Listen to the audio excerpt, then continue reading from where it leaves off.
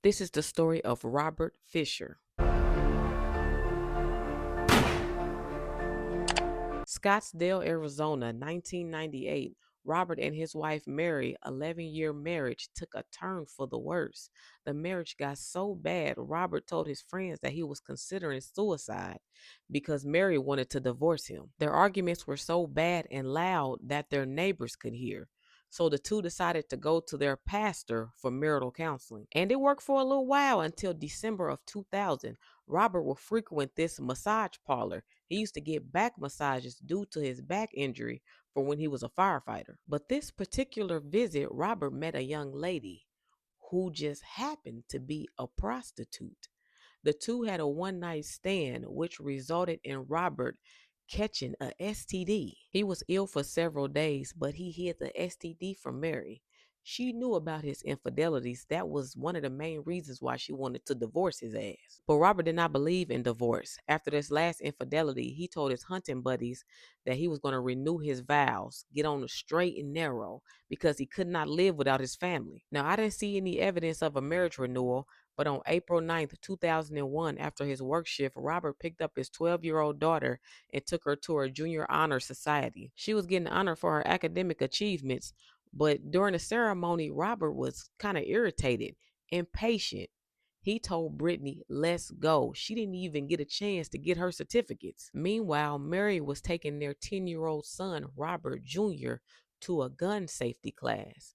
The two returned home later that evening. At around 10 p.m. that night, the neighbors heard the couple arguing, and around 8:30 a.m.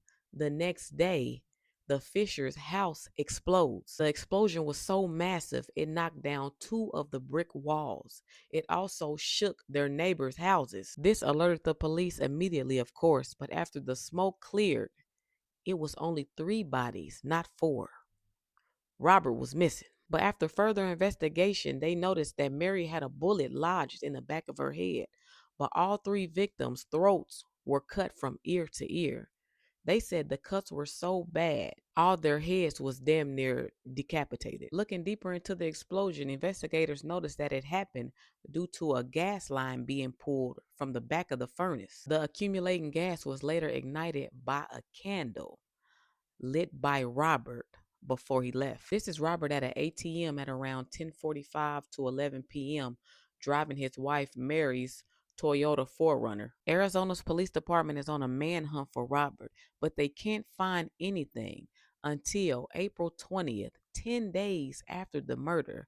The Toyota 4Runner turned up in Young, Arizona, about 100 miles away from Scottsdale. But Robert was not in it. The truck was wiped clean. The hat that he had on at the ATM was inside of the car, but their family dog was laying on the passenger side outside of the car. He was still alive. Now, the area where the Toyota was dumped at is actually a forest.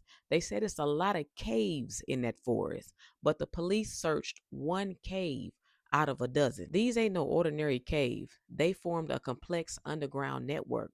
They extend for miles and miles under the surface. So for them to only search one, man, come on. On July 19th, a state arrest warrant was issued in Phoenix, charging Robert with 3 counts of first-degree murder and 1 count of arson. Robert was declared a fugitive. On June 29th, 2002, the FBI named him the 475th fugitive to be placed on the top 10 most wanted list. They just took Robert off that list in 2021. Robert has never been found.